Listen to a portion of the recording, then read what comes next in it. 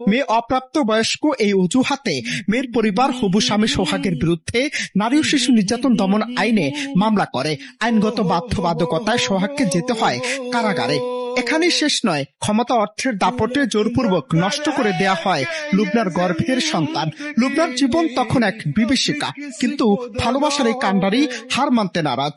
স্বামীকে মুক্ত করতে সরাসরি যুদ্ধ ঘোষণা করেন বাবা মায়ের বিরুদ্ধে। তার পরিবার যখন তার ভালোবাসাকে, তার মাতৃত্বকে অস্বীকার করলো, তখন লুবনা এক অবিশ্বাস্য সিদ্ধান্ত নিলেন।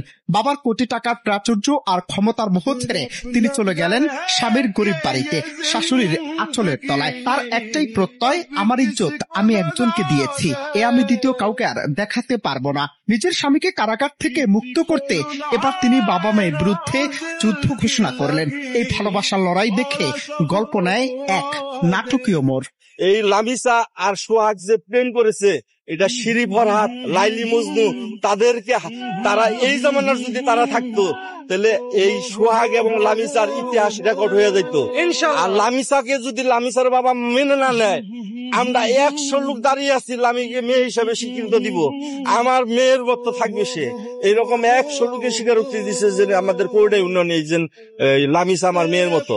যেখানে লুবনার পরিবার তার বিপক্ষে, সেখানে লুবনার পাশে এসে দাঁড়ায় সোহাগের পরিবার আর পুরো এলাকাবাসী।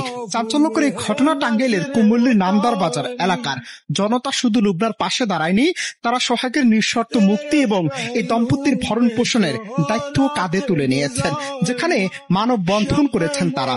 ভাষ্য তাদের, আমরা লুবনাকে আমাদের মেয়ে হিসেবে স্বীকৃতি দিয়েছি। শুধু তাই নয়, তারা সকলে মিলে চাঁদা তুলে কারাবন্দী সোহাগকে মুক্ত করার পর তাকে ইউরোপে পাঠানোর উদ্যোগ নিয়েছে। সেই সাথে মেয়ের বাবার চেয়েও বড় কোটিপতি হিসেবে সোহাগকে প্রতিষ্ঠা করার যুদ্ধে নামে তারা।